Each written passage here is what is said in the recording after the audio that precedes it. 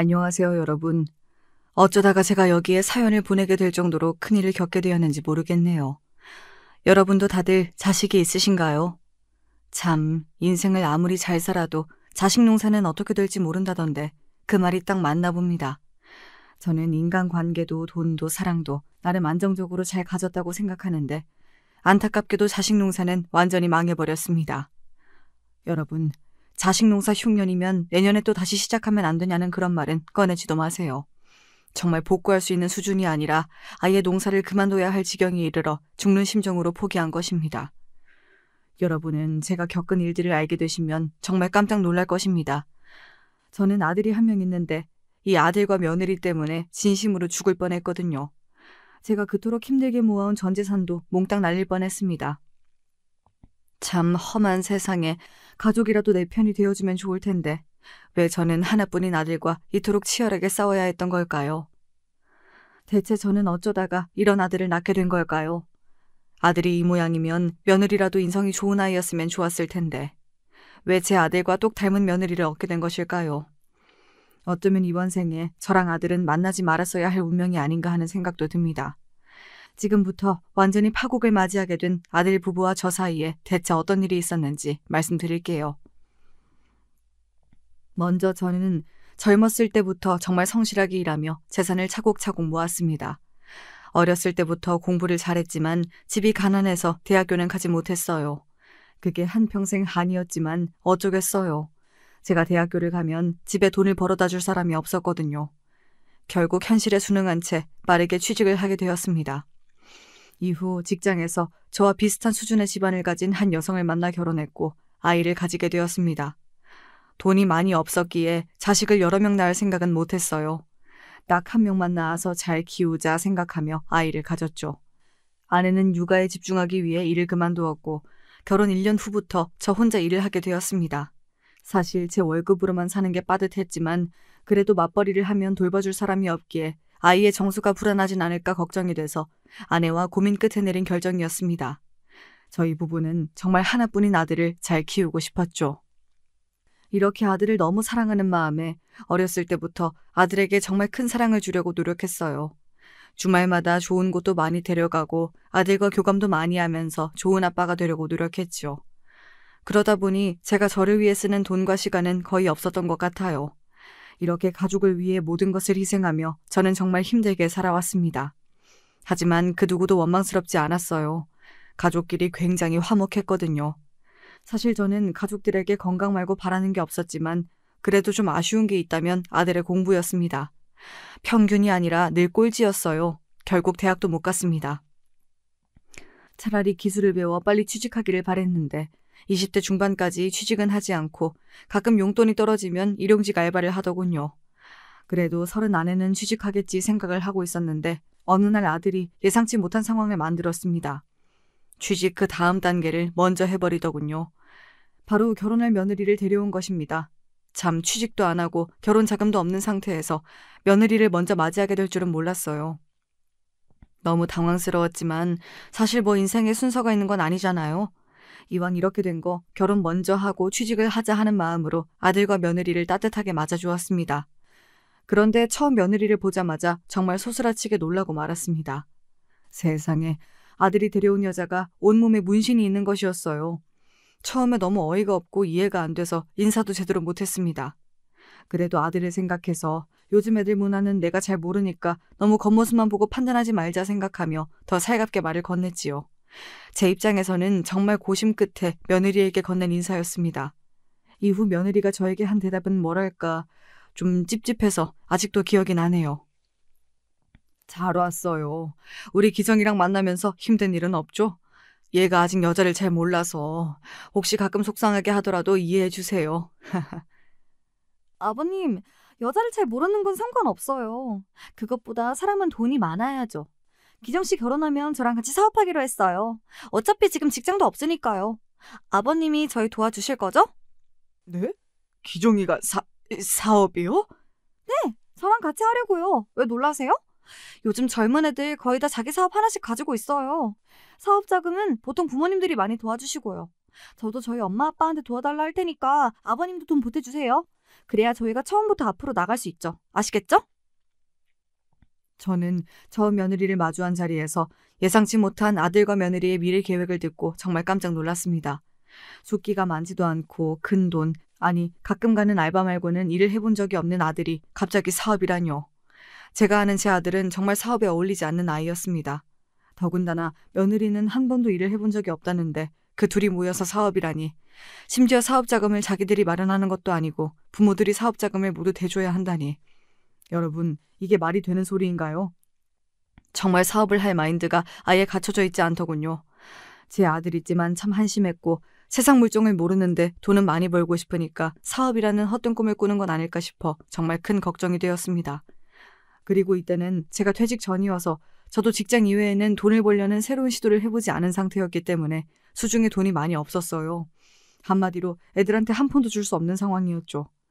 그래도 처음 보는 자리에서 괜히 돈 얘기를 자세히 꺼내지 않는 게 나을 것 같아서 열심히 해보라고 말하고 빠르게 대화를 정리했습니다. 며느리가 다녀간 후 머리가 정말 멍하고 찝찝하더라고요. 심각한 일이 있었던 건 아니지만 아들과 며느리의 결혼에 대한 점이라도 봐야 하나 심각하게 고민했습니다. 참 3일 내내 정신이 없었는데 어쩌면 그 기분이 지금 제가 맞이한 파국의 기운을 미리 경험해서였을지도 모르겠네요. 저는 결국 오랜 고민 끝에 아들에게 이 결혼에 대해 다시 생각해보는 게 어떠냐고 물었습니다. 그러자 아들의 반응은 아주 단호하고 따끔했습니다. 아빠, 절 못 믿어요? 부모라면 제가 선택한 여자와 함께 꿈꾸고 있는 미래 모두 응원해줘야 하는 거 아니에요? 쓸데없는 걱정 마시고 저희의 미래 사업을 위해서 돈이나 좀 빌려주세요. 빌려줄 돈 없으면 아무 말도 하지 마세요. 그냥 가만히 계시라고요. 이렇게 돈 빌려주는 거 아니면 아무 소리도 하지 말라고 큰 소리를 치는 아들을 보며 결국 부모 이기는 자식 없다고 불안한 마음이 있었지만 아들의 결혼을 허락해 주었습니다. 그런데 아들이 며느리와 만나고 난 후부터 좀 많이 달라지기 시작했어요. 예전에 음식 얘기, 놀러갈 궁리만 하던 아들이 계속해서 사업 이야기, 돈 이야기만 저에게 꺼내더군요. 처음에는 세상살이에 관심이 생기는 좋은 변화가 아닐까 했는데 점점 갈수록 그렇지 않았어요. 한 번은 아들에게 정말 충격적인 말을 들은 적이 있는데 대놓고 저를 무시하고 원망하더군요. 아빠는 왜 평범한 직장을 가지셨어요? 돈이 있어야 제가 하고 싶은 것도 할 텐데 아빠한테는 돈 빌려달라고도 못하겠잖아요. 뭘 가진 게 있어야지. 요즘은 내가 성공하는 것보다 부모 잘 만나는 게 더 낫다는데 난 이미 글렀어. 아유, 그러게 젊었을 때 좀 열심히 사셨어야죠. 이렇게 제 가슴을 후벼 파는 말들을 참 많이 하더군요. 말투도 굉장히 날카로워졌습니다. 아들의 이런 말에 너무 충격을 받아서 저는 화도 못 내고 혼도 못 냈어요. 너무 화목하던 부자 관계가 이렇게 파국을 맞이할 줄 알았다면 저때 제대로 혼이라도 낼 걸 참 후회가 되네요. 사실 아들 말대로 저는 부자가 아니었지만 평범한 직장을 다녔고 남부럽지 않게 아들에게 많은 사랑을 주었다고 늘 생각하고 있었어요. 아들이 다니고 싶은 학원도 늘 다니게 해주었고 대학교 학비도 내주었고 여행 비용 등 아들이 사는데 필요한 비용은 다 내주었습니다. 여러분, 이 정도면 제가 부모로서 해야 될 기본적인 것들은 다 해준 거 아닌가요? 그런데도 저를 이렇게 원망한다면 아들은 대체 뭘 더 바라는 걸까요? 재벌 2세로 태어나길 바랬던 건지 참 지금 생각해도 철이 없네요. 아들한테 부모로서 제대로 인정받지 못하는 것도 서러운데 아들은 또 더 충격적인 이야기를 꺼냈습니다. 저에게 자신도 며느리처럼 문신을 온몸에 하겠다고 난리를 쳤습니다. 제가 그럴 거면 집을 나가라고 하자 정말로 짐을 싸더군요. 차라리 10대 때 이러면 모를까. 곧 있으면 결혼하고 아이도 생길 텐데 온몸에 문신이라뇨. 여러분, 아무리 세대가 바뀌었다고 해도 여러분 자식이 20대 중반에 온몸에 문신을 한다고 하면 안 말릴 수 있나요? 참, 20대 중반의 아들이 사춘기 때의 아들보다 훨씬 버겁게 느껴지는 날들의 연속이었답니다. 그렇게 아들과는 냉랭한 사이를 유지하고 있었고 다행인지 불행인지 아들은 며느리랑은 뜨거운 사랑을 계속 유지하고 있는 듯 했어요. 결국 결혼식을 1년 후에 하기로 했죠. 언젠가부터는 아들의 결혼식이 기다려졌어요. 차라리 아들이 며느리랑 살면서 제 눈앞에 안 보이는 게 부자 관계에도 더 낫겠다는 생각이 들었거든요. 그렇게 아들의 결혼식만 기다리고 있는데 아주 예상치 못한 일이 일어났습니다. 어느 날 아들이 아주 급하게 전화가 오더군요. 아빠, 결혼식 3개월 안으로 바로 해야 할 것 같아요. 큰일이네. 식장 다 취소하고 또 다시 알아봐야 되겠는데요. 그리고 지금 집도 구해야 돼요. 저랑 예진이가 당장 살 집이요. 갑자기 그게 무슨 말이야? 결혼식은 1년 후에 진행하기로 했고 그 이후에 너희 같이 사는 거잖아. 근데 3개월 후에 무슨 결혼식을 해? 아빠, 예진이가 글쎄 임신을 했대요. 4개월 안으로 애가 나온다는데요? 그러니까 결혼식도 3개월 안으로 바로 해야 되고 집은 구해지는 대로 빨리 같이 살려고요. 아, 맞다. 저희 아직 돈이 부족한데 아빠 돈 좀 빌려주시면 안 돼요? 네, 그렇습니다. 여러분이 예상하신 대로 아이들은 속도 위반을 한 것이었어요. 심지어 아이를 가진 지 6개월 동안 전혀 몰랐던 것입니다. 안 그래도 직장도 없이 결혼 준비가 안 된 애들인데 아이까지 찾아오다니. 어쩌면 너무 축하받아야 할 하늘이 내린 선물이었지만 또 한편으로는 왜 하필 지금 타이밍일까? 정말 아들 부부가 어찌 되려고 그러나 끝없이 걱정이 생기더군요. 정말 아들내가 아이가 생겼다고 하니 저도 더 책임감이 생겼습니다. 나까지 정신 차리지 않으면 아무것도 모르는 이 어린아이까지 고생하겠구나 싶었거든요. 결국 저는 무리하게 대출을 받아 겨우 아들 부부의 집과 결혼식 비용을 마련해 주었고 그렇게 1년 후에 진행하기로 한 결혼식이 3개월 후에 속전속결로 진행되었습니다. 이후 아들 부부는 정신없이 결혼식을 치르고 아이도 잘 낳고 취직은 안 했지만 알바 그리고 제가 준 용돈 플러스 정부 지원금을 통해서 제가 마련해준 집에서 나름 잘 살고 있는 듯 했어요. 하지만 또 다른 정말 큰 문제가 생겨버렸습니다. 바로 제 건강이 정말 말도 안 되게 나빠졌다는 것이었죠. 사실 아이들에게 이야기는 안 했지만 애들 집이랑 결혼으로 생긴 대출금이 있었거든요. 저는 이걸 빠르게 갚기 위해 아무도 몰래 투잡을 뛰고 있었습니다. 회사를 마치고 그리고 주말마다 힘들게 대리운전을 했죠. 바쁘니까 당연히 밥도 제대로 못 먹었고 잠도 제대로 못 잤어요. 그러다 보니 온몸에 무리가 왔는지 쓰러지는 날들이 꽤 많이 생기더군요. 그리고 예전부터 알았던 골다공증도 더 악화되기 시작했죠. 참 그때 생각하면 악순환의 반복이었던 것 같아요.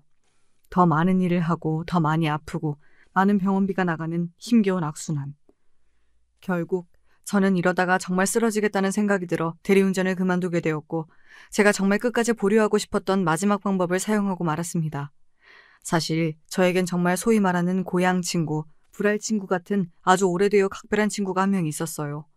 그 친구는 어렸을 때부터 부모님이 부자여서 형편이 여유로웠기 때문에 제가 친구한테 제 건강 사정을 말하고 돈을 빌리게 되었습니다. 너무 고맙고 미안한 마음에 제가 건강 회복한 후에 빠르게 돈을 벌어서 갚겠다고 했는데 그때 친구가 저에게 정말 현실적인 조언을 해주더군요. 뼈를 맞은 것 같았습니다. 돈은 천천히 갚아도 되고 힘들면 안 갚아도 돼. 우리가 뭐 한 해 두 해 친구냐. 근데 돈이 많이 필요하면 무작정 일을 더 늘리지 말고 공부를 해서 투자를 좀 해보는 거 어때? 어차피 이번 연도 이후에 너 퇴직하면 따로 할 것도 없잖아. 부동산 자격증을 따서 공인중개사를 하면서 땅, 집 보는 눈 좀 키우고 땅값 오를 만한 곳에 투자를 해봐. 너도 알다시피 우리 부모님이 평범한 직장인이었다가 이렇게 건물주 될 수 있었던 이유가 결국 주식이랑 부동산 투자였잖아. 친구의 이 한마디가 제 삶을 통두리째 바꿨습니다. 저는 일을 늘리는 것이 아니라 투자를 해야겠다는 큰 결심을 했고 정말 열심히 공부를 해서 퇴직 후 부동산 투자로 크게 돈을 벌게 되었습니다. 제가 직장인일 때는 만지지 못했던 큰 돈들을 손에 넣게 되었죠. 사람들이 흔히 말하는 성공하는 삶을 살게 되니 여기저기서 저를 찾아오더군요.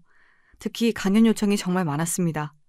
저는 공인중개사의 부동산 투자 전문가, 부동산 투자 강연가로 그렇게 퇴직 후에 제 2의 인생을 살게 되었고 하루하루 제 스스로가 정말 뿌듯하고 자랑스러웠죠.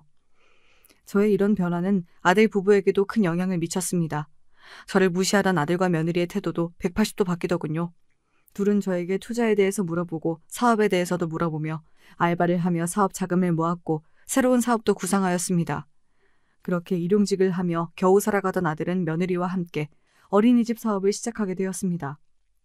물론 아들이 걱정 안 되는 건 아니었지만 그래도 둘이 함께 뭔가를 해보려고 노력하는 모습은 보기 좋아서 저도 손 닿는 데까지 도와줘야겠다고 생각했죠.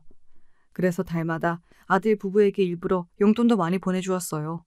한번 나빠진 제 건강 빼고는 나름 모든 게 괜찮은 날들이었습니다. 참, 세상에 이런 날만 있으면 좋을 텐데 또다시 제가 정말 시겁할 소름 돋는 일이 생겼습니다. 어느 날 은행에서 계좌를 확인해 보니 제가 모르는 새에 큰 금액이 빠져나갔더군요. 이게 대체 어떻게 된 것일까 경찰에 신고를 하려고 하는데 문득 예전에 아들이 했던 말이 떠올라서 손을 부르르 떨었습니다. 아버지는 돈 몇천 원 없어져도 큰 타격 없으시죠? 저희는 진짜 지금 시작한 어린이집 사업 때문에 10만 원, 아니 10,000원짜리도 아끼고 있는데 아버진 참 좋으시겠어요. 그러니까 몇천 원 혹시 없어져도 괜히 스트레스 받지 마시고 그냥 액땜했다 하고 넘어가세요. 아시겠죠? 아들이 이 말을 꺼냈을 때는 사실 무슨 이야기를 하는 건지 정확히 모르겠고 그냥 제가 성공해서 부럽기도 하고 저를 띄워주려고 이런 말을 하는 건가 생각했었어요. 또 오랜만에 맛있는 것도 사들고 왔길래 아들이 이제 아들을 키우다 보니 철이 들었나 했었는데 다시 떠올려 보니 저때 아들네가 저 몰래 제 이름으로 대출을 받아서 그 돈을 모두 가져간 것 같더군요. 그 후로 양심에 찔려서 뭐라도 사온 것 같네요. 참, 제가 낳은 자식이지만 아들이 원망스러웠습니다. 여러분이 혹시 아들네가 한 짓이 아닐 수도 있냐고 물으실 수도 있어서 정말 쪽팔리지만 있었던 일을 더 자세히 말씀드릴게요. 사실 그동안 아들이 돈을 빌려달라고 전화가 여러 번 왔었고 제 통장을 들고 가서 비밀번호도 물어보고 돈도 가끔 빼갔었습니다. 그래서 지금까지 제 통장 비밀번호를 아는 사람도 아들밖에 없었어요. 저때 돈 빌린 후에 또 빌려달라 해서 제가 화를 냈더니 그때 삐져서 전화를 끊어버렸었는데 갑자기 얼마 후에 돈을 구했다는 거예요. 저는 그때 갑자기 생긴 돈이 저한테서 빠져나간 저 돈이 아닐까 생각합니다. 왜 몰랐냐고 하실 수도 있는데 저도 돈이 빠져나가면 알림이 오는 걸 분명 신청해놨거든요. 근데 아들이 안 들키려고 전부 없애버린 것 같네요. 에휴. 이렇게 저는 상황만 봐도 그렇고 직감으로도 100% 아들의 짓이 맞다는 걸 저는 느낄 수 있어요. 참 씁쓸하죠? 저에게 혼이 나더라도 제 허락을 받고 돈을 빌렸어야지. 왜 저 몰래 이런 짓을 했을까요? 몇천이 누구 집 강아지 이름도 아니고 제가 아무리 자산이 많아도 얼마나 아깝고 뼈아픈 돈인데 저는 이 일을 어떻게 아들과 얘기할까 하다가 그래도 아들이 좀 더 형편이 괜찮아지면 사과하면서 갚지 않을까 기대를 하고 있었기에 아무 말 없이 넘어갔습니다. 지금 생각하면 이때 제가 호구였죠. 이때쯤 아들 문제로 스트레스를 너무 받기도 했고 원래도 건강이 계속 안 좋았어서 보험을 하나 더 들어야 하나 고민하고 있었습니다. 그러다가 너무 몸이 힘들어 병원에 갔는데 정말 생각지도 못한 충격적인 이야기를 들었습니다. 제가 병원비 수납을 하려고 하자 간호사가 병원비가 생각보다 많이 나와서 혹시 보험 처리할 거냐고 묻더군요. 딱 맞는 보험을 아직 들어놓지 않았던 걸로 기억은 하는데 혹시 몰라서 카톡을 좀 더 찾아봤거든요. 그랬더니 제가 몰랐던 보험이 하나 있었습니다. 며칠 전 온 알림이었어요. 사실 며칠간 강의 준비 때문에 너무 바빠서 이 톡을 광고 아니면 옛날에 들어놓은 보험 알림인 건 줄 알고 넘겼었는데 지금 보니까 완전히 새로운 것이었어요. 진짜 혹시나 해서 이 보험으로 처리할 거라고 했는데 간호사도 된다고 하더군요. 저를 챙겨준 꼴이 됐지만 이용당한 것 같기도 해서 기분이 묘했습니다. 제가 아무리 생각해도 이 보험을 든 기억이 없었기에 병원을 나오자마자 보험사에 전화해서 물어봤어요. 그리고 정말 충격적인 사실을 알게 됐습니다. 보험에 가입한 사람은 아들이었어요. 저인 척 연기를 해서 보험사 직원들을 속이고 제 동의 없이 저 몰래 보험을 가입한 것이었습니다. 이후 집에 도착해서 겨우 화가 난 마음을 가라앉히고 보험 관련 카톡들을 다시 봤는데 제 명의로 여러 가지 보험이 가입되어 있더군요. 정말 소름이 돋았던 게 사실 얼마 전에 아들이 제 집에서 제 폰을 들고 간 적이 있었어요. 특별한 이유는 없고 자기 폰인 줄 알고 모르고 들고 갔다고 했어요. 그때 아들이 어린이집 일로 출장을 가야 돼서 다시 집에 못 간다고 며칠 후에 준다길래 별 의심 없이 알겠다고 했었는데 지금 생각해보니 제 폰을 보험 가입하면서 인증할 때 사용하려고 그랬던 것 같아요. 여러분, 아들이 제 동의 없이 여러 가지 보험에 가입한 건 요즘 제가 몸이 안 좋아서 병원을 자주 갔더니 제 건강이 걱정돼서였을까요? 아니면 제가 몸이 안 좋아서 얼마 못 살 것 같으니 보험금을 타먹기 위해서였을까요? 아들에게 당장 전화해서 물어보고 싶었지만 솔직히 겁이 나서 못 물어봤습니다. 이후 저는 모든 보험을 취소했습니다. 그러자 아들에게 바로 전화가 오더군요. 아빠, 혹시 무슨 일 있으셨어요? 갑자기 새로운 걸 알게 된 건 없으시고요? 네가 나 몰래 들어놓은 보험 말하는 거냐? 필요 없어서 다 취소했다. 너 이게 뭐 하는 짓이니? 나 몰래 뒤에서 뭔 짓을 하고 다니는 거야? 내가 죽으면 돈 타먹으려고 이런 짓 했냐? 아이씨, 카톡 알림 취소하는 걸 깜빡해서 망했네. 아니, 아빠, 그게 아니라 어쨌든 아빠 아프면 돈 많이 드니까 그 돈을 제가 낼 순 없잖아요. 그렇다고 아버지 재산에서 까먹으면 저는 나중에 남는 것도 없고 사실 사람이 가는 날은 한 해만 아는 거니까 혹시라도 아버지가 일찍 돌아가시면 돈이라도 저희가 받는 게 낫잖아요. 그래서 돈 주실 거예요, 말 거예요? 저는 아들의 이 말에 충격을 받아서 그대로 전화를 종료하고 아들 부부를 위해서 늘 주던 용돈도 끊어버렸고 아들의 만류에도 아들이 몰래 든 보험을 전부 취소했습니다. 아무리 가족이라도 저에게 사과도 안 할 줄은 몰랐네요. 며칠이 지나자 아들이 잘못했다고 말하더군요. 솔직히 단 하나의 진심도 느껴지지 않아서 저는 아들에게 태어나서 거의 처음으로 크게 화를 내고 말았습니다. 내가 그동안 널 오냐오냐 키웠어. 내가 너희 부부한테는 내가 돈줄로 보이니? 돈을 계속 받아갈 거였으면 최소한 부모 자식, 아니 가족 간의 신뢰는 깨뜨리지 말았어야지. 어떻게 나 몰래 내 보험을 만들어 들어? 너 다시는 나 찾아오지 말고 돈 얘기 꺼내지도 마. 이런 반응을 처음 경험해봐서 그런지 아들이 정말 깜짝 놀라더군요.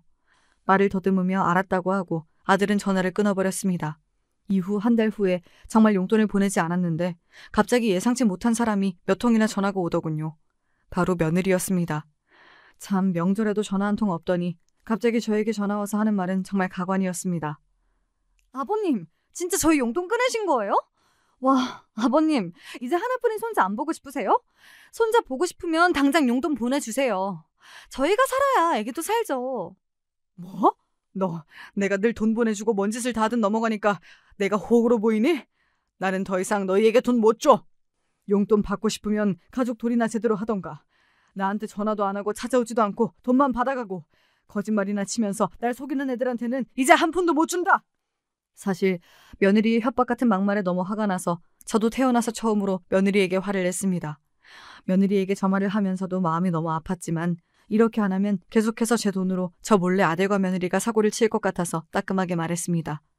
며느리는 사과를 하지 않았고 오히려 화를 내며 전화를 끊었어요.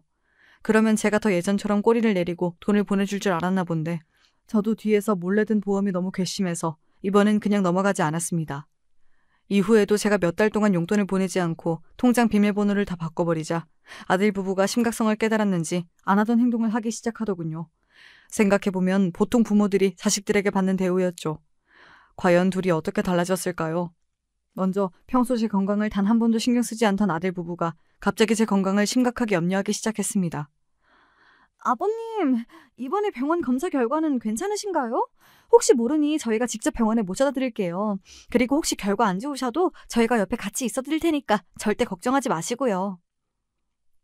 처음에는 며느리의 이런 태도가 적응이 안 되었습니다. 저를 병원에 데리고 간 것도 처음이고 제가 늘 몸이 안 좋은 걸 알면서도 건강에 대해서 단 한 번도 물어본 적이 없었거든요. 이후 이번에 제 건강 검진 결과가 안 좋게 나오자 며느리가 저를 위로하는 걸 넘어서 저한테 꼭 필요한 물건을 사들고 왔습니다. 비싼 건강식품이었어요. 그리고 이걸 주면서 둘은 제가 한 번도 생각해보지 않은 말들을 꺼냈습니다. 아버님, 이거 드시면 건강에 좋대요. 곧 팔순이신데 팔순잔치도 이렇게 건강하게 맞이하셔야죠, 아버님. 이번 잔치는 저희가 다 알아서 준비할게요. 아버님은 편하게 계시기만 하세요. 아빠, 그동안 제가 속 많이 썩였잖아요. 그러니까 이번 팔순잔치 비용은 저희가 다 알아서 할 테니까 걱정 마세요. 손님도 저희가 다 알아서 부를 거고요. 그냥 건강만 챙기세요. 저는 이때 정말 아들 부부의 말이 진심이라고 느꼈습니다. 팔순잔치는 엄두가 안 나서 단 한 번도 생각하지 못했는데 잔치 계획이랑 재정 문제까지 아들 부부가 적극적으로 먼저 말을 꺼내며 나서주어서 너무 고마웠죠. 이후에도 자주 저희 집에 방문해 제 건강을 챙겨주었습니다. 결국 저는 아들 부부를 위해 옛날보다 더 많은 용돈을 보내주게 되었죠. 그냥 제 사연을 보시는 분들은 갑자기 사람이 변하는 게 이상하지 않냐, 딱 봐도 용돈 끊기니까 연기하는 거 아니냐 말하실 수도 있는데 막상 제 나이가 되면 이렇게 살갑게 대해주는 사람들을 가족이 아니더라도 절대 못 부리실 거예요. 사실 평소에 많이 외롭거든요. 오늘 하루가 미래를 계획하기보다 과거를 회상하는 데 더 집중되어 있고 남은 사람만큼 떠난 사람이 많을 나이니까요. 그리고 제가 아들 결혼 전에 아내와 사별을 했어요. 그래서 누군가가 저를 이렇게 따뜻하게 챙겨주는 게 정말 오랜만이었죠. 물론 아들과 며느리가 늘 제 속을 썩였지만 조금만 저에게 따뜻하게 해주니 마음이 열려버리더라고요. 그리고 늘 속으로는 며느리와 아들과 정말 더 가까워졌으면 좋겠다 마음을 가지고 있었습니다. 그리고 팔순잔치 전까지 약 몇 개월이 정말 제 인생에서 행복했던 기억이었어요.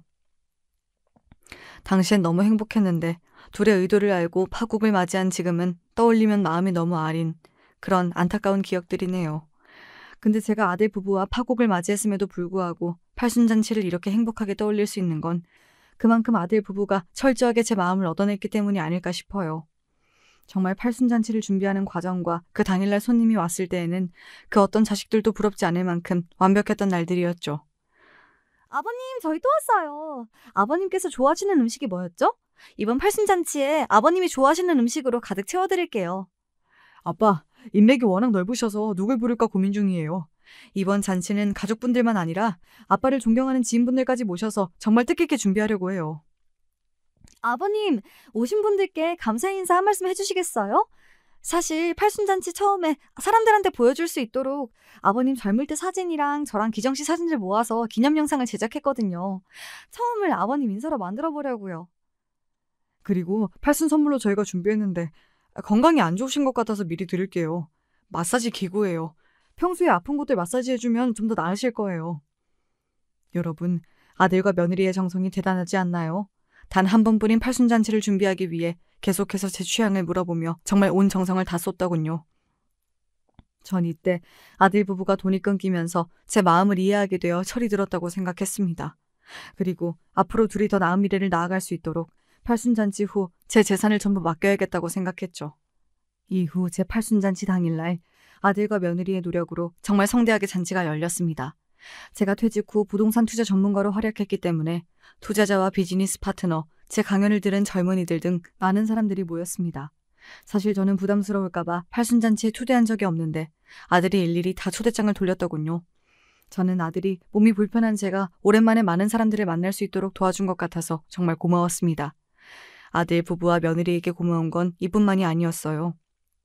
팔순잔치 당일 친척들과 지인들 앞에서 제 칭찬을 하며 저를 정말 극진히 모시더군요. 그 덕분에 많은 사람들이 저에게 며느리랑 아들을 잘 뒀다고 칭찬을 해주었습니다. 선생님, 저도 선생님처럼 살아야겠어요. 아드님이랑 며느님이 너무 싹싹하고 선생님을 위하는 마음이 엄청나더라고요. 예전엔 아드님이 돈 때문에 속 썩인다고 힘들어하시더니 정말 다행이에요. 그리고 제가 살짝 봤는데 둘 다 문신을 싹 지웠더라고요. 엄마 아빠가 되더니 아드님이랑 며느님 두 분 다 진짜 철이 들었나 봐요. 선생님, 정말 자식 농사 잘 지으셨네요. 제가 가본 팔순잔치 중에서 최고예요. 아드님이랑 며느님이 애쓰신 게 보인다 보여. 정말 좋으시겠어요. 저는 지인들이 아들이랑 며느리 칭찬하는 것을 듣고 감사하다는 마음보다는 사실 정말 어색했습니다. 최근엔 아들과 며느리가 정말 저에게 잘했어서 모든 행동이 칭찬받을만 하지만 예전에 했던 행동으로 봐서는 무슨 꿍꿍이가 또 있을 수도 있었거든요. 제가 이 말을 듣고 멋쩍게 웃고 있으니까 자기 얘기인 걸 아는지 모르는지 그 순간 예상치 못한 일이 일어났어요. 며느리가 갑자기 마이크를 잡고 온 손님들을 향해서 정말 뜬금없는 말을 하더군요. 갑자기 분위기가 다른 음악이 나오면서 며느리가 감사의 편지를 낭독하기 시작했습니다. 아버님 덕분에 저희가 이렇게 행복하게 살고 있어요. 앞으로도 오래오래 저희 곁에 있어주세요. 그리고 여러분, 오늘 행복하시죠? 저희가 아버님 위해서 정말 열심히 준비했어요. 모든 분들한테 이 잔치가 평생 기억에 남으셨으면 좋겠어요. 진짜 저희 아버님이 이렇게 건강하게 팔순을 맞이하시니 얼마나 다행인지 몰라요. 앞으로도 옆에서 저희가 아버님 잘 보살펴드리겠습니다. 아버님, 그동안 저희가 잘못했던 행동들 다 완회하고 이제 행복만 드릴게요. 여러분도 와주셔서 감사합니다. 며느리의 이 말이 끝나자마자 사람들의 반응은 아주 뜨거웠습니다. 모두 감동받은 얼굴로 환호를 하고 눈시울을 붉히는 사람도 있더군요. 사실 그 순간에는 저도 눈물이 날 정도로 감동을 받았습니다. 나를 위해서 이렇게까지 해주는 사람이 있다니. 어떤 진심이 숨겨져 있든 알고 싶지 않을 정도로 그 순간은 행복했어요. 제가 감동한 그 사이 정말 충격적인 장면이 눈앞에 펼쳐졌습니다. 아무도 예상하지 못했어서 저는 아무 말도 못하고 입을 틀어막고 있었고 사람들도 모두 눈이 커져서 제일 앞에 있는 그 한 사람만 바라보고 있었습니다. 여러분, 대체 무슨 일이 일어난 걸까요? 참 고맙게도 아들과 며느리가 서프라이즈 이벤트를 준비한 것이었습니다. 제가 가장 좋아하는 트로트 가수를 불렀더군요. 죽기 전에 꼭 한번 콘서트를 가서 실물을 보고 싶다고 생각한 가수였는데 제 눈앞에서 제 이름을 부르며 축하한다고 얘기해주고 직접 노래를 불러주니 너무 감격스러워서 눈물이 나오더군요. 며느리는 그 순간을 놓치지 않고 관객들을 향해 감동의 말을 전했습니다. 여러분, 다들 놀라셨죠? 아버님이 지금 눈물을 흘리실 정도로 감동받으셨나 봐요. 여러분, 저희가 오늘을 위해 그동안 정말 열심히 돈 벌고 일했습니다. 앞에 계신 분 누군지 다들 아시죠? 한 번 부를 때 수천 이상을 들여야 하는 아주 유명한 가수분이잖아요. 하지만 아버님이 즐거우셨으니 저희는 전혀 돈이 아깝지가 않아요. 여러분도 모든 걱정 다 잊고 저희 아버님 팔순 다시 한번 축하해 주시고 이 순간을 함께 즐겨주세요. 이렇게 며느리의 깜짝 인사와 함께 20분간 제가 가장 좋아하는 가수의 라이브 공연이 진행되었습니다. 저는 잔치가 끝나고 나서도 여운이 가시지 않을 정도로 너무 충격이 컸어요. 아들과 며느리가 저에게 했던 그동안의 행동들이 모두 기억나지 않더군요. 어떤 행동을 했든 모든 것을 품을 수 있을 것 같았습니다. 이후 사람들이 거의 다 가고 제가 아들과 며느리에게 감사 인사를 하려고 둘을 찾고 있었는데 사람들이 보이지 않는 곳에서 열심히 계산기를 두드리고 있더군요. 너무 집중해서 제가 온 줄도 모르는 것 같았습니다. 저는 아들 부부가 마지막까지 저를 위해 일하고 헌신하는 모습에 또다시 감동을 받았고 손님들이 낸 축의금으로 아들 부부의 용돈을 거하게 쥐어줘야겠다고 생각했습니다. 아들 부부에게 인사를 전하기 위해 더 가깝게 다가가려고 했는데 그때 정말 말도 안 되는 경악스러운 대사가 들렸습니다. 와, 이 돈 봐봐. 아버님, 아니다. 지금은 안 계시니까 막 불러도 되지? 그 영감탱이가 퇴직 후에 애를 쓰긴 썼나 봐? 무슨 팔순잔치에 사람이 이렇게 많이 와? 이럴 줄 알았으면 진작 아버님 잔치나 강연 행사 같은 걸 좀 열 걸 그랬어. 괜히 보험 몰래 들거나 통장에서 몰래 돈 빼가면서 미움받고 그랬다니까? 그냥 행사 열어서 참가비를 우리가 중간에서 다 가져가면 됐잖아. 재주는 곰이 부리고 돈은 되놈이 받는다는 말을 이럴 때 쓰는 거지. 이런 게 진짜 사업이라고. 참, 당신 아버지 연세만 좀 젊었어도 우리가 더 이용할 수 있었을 텐데. 아깝다, 아까워. 역시 당신은 머리가 좋은데? 그래, 우린 이렇게 머리가 잘 돌아가니까 사업이 어울린다니까? 근데 우리 아빠 오늘 진짜 감동받은 듯? 아주 울고 난리가 났더라. 나 힘들 때 돈은 안 빌려주려고 하더니 좀 잘해줬다고 돈 주는 거 보면 진짜 사람이 웃겨. 그 이번에 축의금 많이 들어왔지? 이제 내일 아버지를 요양원으로 보내버리자. 그럼 남은 돈도 우리가 쓸 수 있잖아. 그럴까? 영감탱이로 돈 더 벌 수 있을 것 같은데. 사람이 빚이라서 어차피 더 못 써먹겠지? 그럼 이제 쓸모도 없는데 당신 말대로 요양병원이나 보내버리지 뭐. 요양원 비용도 영감탱이 통장에서 빠져나가게 하면 되잖아. 거기에 두고 우리가 좀 여러 번 찾아가주면 또 감동받을 것 같은데? 그럼 그때 돈 우리한테 다 준다는 유서를 쓰게 만들자. 오, 좋은데? 요양원에 계실 때 좀만 잘해주면 통장 비밀번호도 다 넘길 듯. 와, 정말 아들 부부의 대화를 우연히 엿듣게 되었는데 이렇게 제 뒤통수를 치려고 계획하고 있을 줄은 몰랐습니다. 제 아들과 며느리였지만 사이코패스 2명을 보는 것 같아 온몸에 소름이 돋았어요. 둘이 저에게 그동안 잘해준 이유가 팔순잔치 축의금을 가로채려고 했던 거였다니. 그걸 넘어서 저를 몰래 요양원에 보내버리려고 했다니. 너무 실망스럽고 배신감에 치가 떨렸습니다. 저는 이 대화를 듣고 너무 큰 충격에 휩싸였지만 본능적으로 제가 살아남으려면 이 계획을 모른 척해야 한다는 생각이 들더군요. 그래서 아들과 며느리와 함께 집에 가면서도 아무 일도 없다는 듯이 차분하게 감사 인사를 전했습니다. 하지만 속으로는 분노가 끌어올라 미칠 것 같았죠. 문득 이런 생각도 들었습니다. 제가 부동산 투자에 성공하지 않아서 아예 자산이 없었다면 아들네가 이런 짓을 안 저지르지 않았을까요? 사실 그동안 현금, 금덩이, 고가의 명품 컬렉션, 미술품, 주식 투자 등 정말 다양하게 자산을 모아두었었는데 이런 것들을 보고 아들 부부가 더 자극을 받으면서 탐욕이 생긴 것은 아닐까 생각도 들었습니다. 제가 부동산 투자 강의로 유명해지지 않았다면 팔순잔치 때도 많은 손님들이 오지 않았을 것이고 그럼 아들네가 이런 모든 짓을 꾸미지도 않았겠죠. 이렇게 생각하니 모든 게 다 제 탓 같아서 미쳐버릴 것 같았습니다. 사실 어제 아들과 며느리가 나눈 대화가 밤새 떠올라 한숨도 못 잤습니다. 언제든지 제가 강제로 요양원에 가게 될 수 있다고 생각하자 두렵고 억울하더군요. 또 계속 저 혼자 모른 척하면서 둘을 보기가 정말 힘들 것 같았어요. 그래서 다음날 아들 부부에게 저녁을 같이 먹자고 한 후 마지막으로 사실대로 얘기할 기회를 주었습니다. 일부러 제가 먼저 말을 꺼내며 아들 부부를 떠보았죠. 어제 팔순잔치 너무 고마워서 내가 너희한테 밥을 꼭 사주고 싶었어. 사실 요즘 자식들이 참 못된 애들이 많더라고. 내 친구는 정신이 멀쩡한데도 아들이 정신병원에 강제로 넣어버려서 죽다 살았다더라. 재산 때문인지 싸워서 홧김에 그런 건진 모르겠는데 아무리 세상이 흉흉해도 어떻게 자식이 부모한테 그런 짓을 할 수 있는지 정말 너무하다, 너무해. 그러다가 천벌받는다니까. 와, 진짜 사람이 못됐네요. 자식이 어떻게 부모한테 그럴 수 있죠? 철이 안 들은 어릴 때면 몰라. 지금까지 저러는 건 너무하다. 인간도 아니네. 아들분이 다른 사정이 있으셨던 건 아닐까요? 근데 그래도 너무하긴 했다. 저희랑 너무 다르네요, 아버님. 그쵸? 아버님은 그런 걱정 마세요.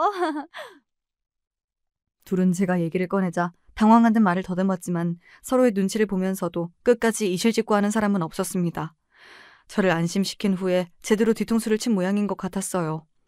이렇게 제가 마지막 기회를 줬음에도 끝까지 거짓말을 하자 결국 저는 아들 부부로부터 제가 저를 지켜야겠다고 생각했습니다. 식사가 끝난 후 바로 제 변호사에게 전화를 걸어 아들 부부가 요양원으로 저를 보내려는 계획을 세우고 있다는 것을 이야기했고 변호사의 조언에 따라 모든 재산을 숨기기로 결정했습니다. 그리고 다음날 변호사를 만나 혹시 몰라서 미리 적어두었던 유서에서 상속 관련 부분을 전면 수정했습니다. 아들 부부에게 재산을 70% 남기는 것이 아니라 전부 사회에 기부하는 것으로요. 그리고 제가 요양병원에 강제로 가게 된다면 변호사가 저를 꺼내주기로 하였답니다. 그렇게 두려움에 떤 채로 지낸 지 약 2주가 지났습니다. 여러분, 과연 저는 어떻게 되었을까요? 정말 요양원에 보내줬을까요? 그날은 참 끔찍한 하루였습니다. 저기요, 선생님.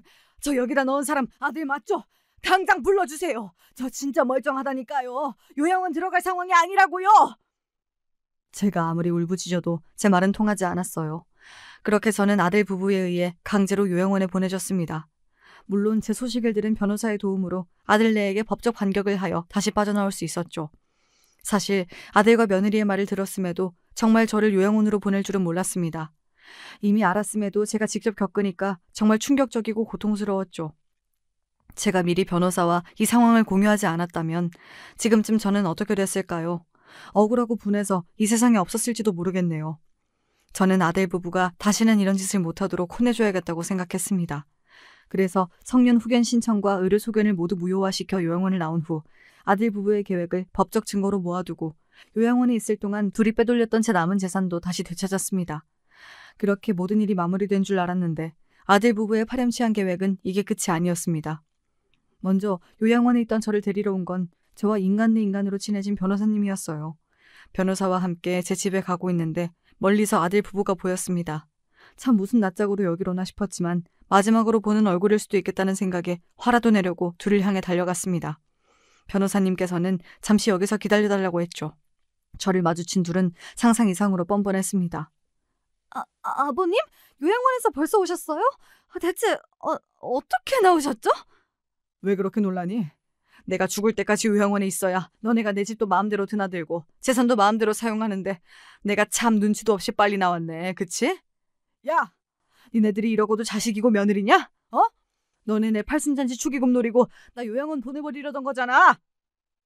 아빠, 대체 그걸 어떻게... 아니다.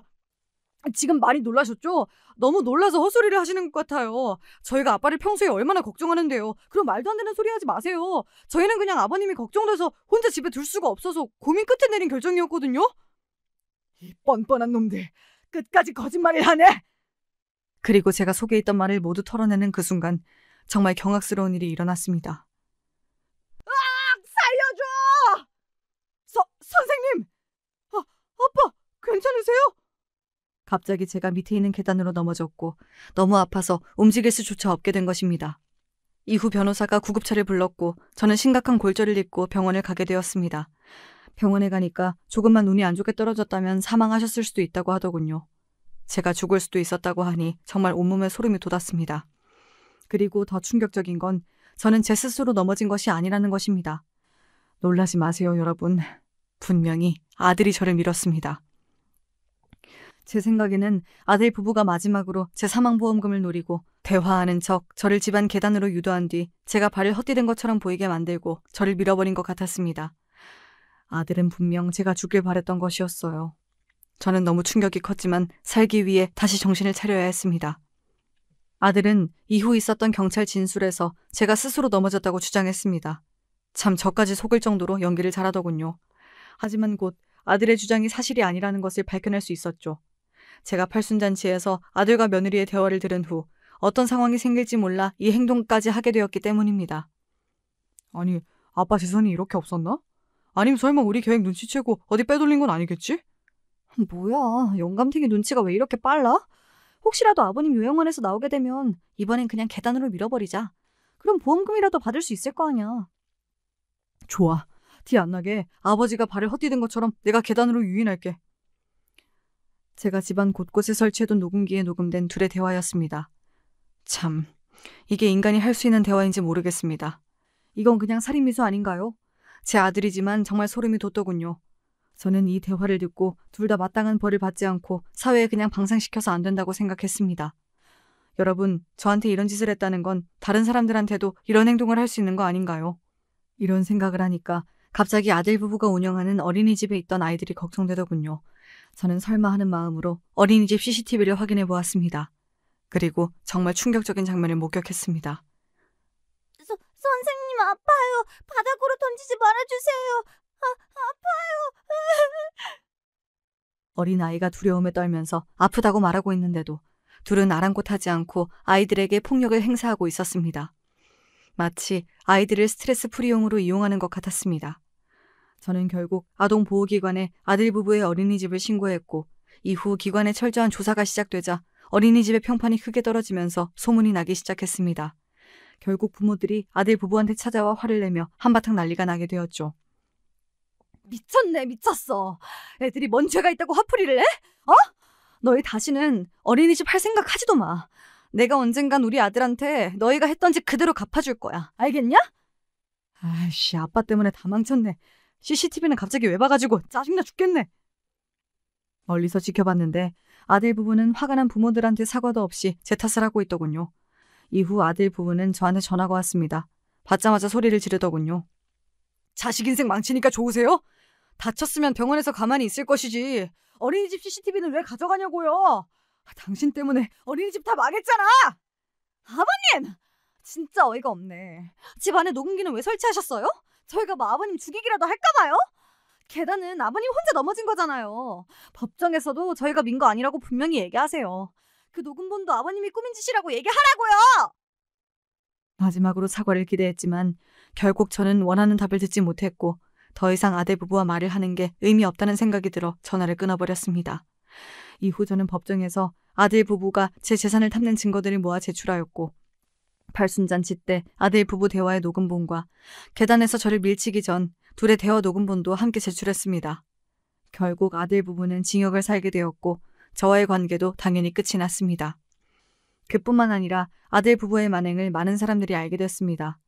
요양원에서 울부짖는 저를 보고 누가 SNS에 제 영상을 올렸고 이후 어떻게 알았는지 사람들이 저와 아들 부부 사이에 있었던 이야기를 댓글로 퍼뜨린 것입니다. 다행히 저를 위로하고 걱정해주는 댓글들이 대부분이었고 아들 부부를 거의 다 욕해 주었습니다. 그리고 아들 부부의 어린이집은 맘카페에 소문이 퍼져 문을 닫게 되었고 화가 난 부모들이 단체 소송을 진행하였습니다. 결국 아들네는 전 재산을 합의금으로 탕진하게 되었죠. 최악의 끝이었습니다. 아들 부부로부터 제 안전과 재산 문제를 모두 지킬 수 있게 되자 저는 몇 개월 만에 드디어 안심하고 잘 수 있게 되었습니다. 사실 아무리 그래도 아들인데 이렇게까지 할 수 있냐고 말하시는 분들도 있을 거라고 생각해요. 하지만 여러분이 직접 겪어보시면 절대 그렇게 말 못하실 겁니다. 아들은 이미 제가 알던 예전의 아들이 아니었고 저를 죽이려고까지 했어요.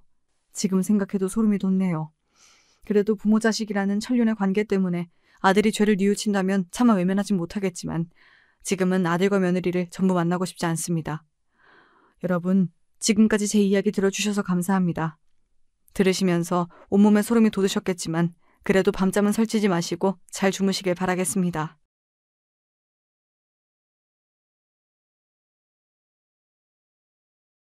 안녕하세요. 전 서울에 거주하고 있는 어느새 중년의 나이를 바라보는 여자입니다. 사람 나이가 40 정도가 되면 더 이상 세상의 유혹에 흔들리지 않게 된다 하여서 마흔을 불혹이라고 칭한다고 하잖아요. 여러분도 살아보니까 정말 그러시던가요? 전 개인적으로 살면 살수록 느끼는 건데 나이는 그저 숫자에 불과한 듯 싶습니다.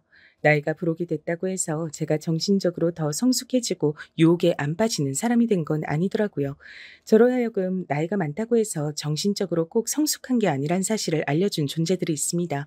나이를 대체 어디로 먹은 건지 아주 의심스러운 분들이었는데요. 이분들 이야기를 꺼내보려고 사연을 신청하게 됐어요. 그 이전에 제가 살아온 유년 시절의 이야기를 먼저 잠깐 꺼내볼 수 있을까요? 저희 집은 친할아버지, 친할머니 이렇게 조부모님을 모시고 살던 집이었어요. 그런데 친할아버지께서 심장마비로 돌아가셨고 공허함에 적적해 하시던 친할머니께선 얼마간 고모댁에 가서 지내기로 하셨어요. 멀리 사는 딸을 자주 못 보고 사셨던 친할머니셨으니까요. 고모댁으로 모셔다 드리려고 아버지께서 운전대를 잡으셨고요. 그리고 차에는 엄마, 친할머니 그리고 제 동생까지 있었습니다.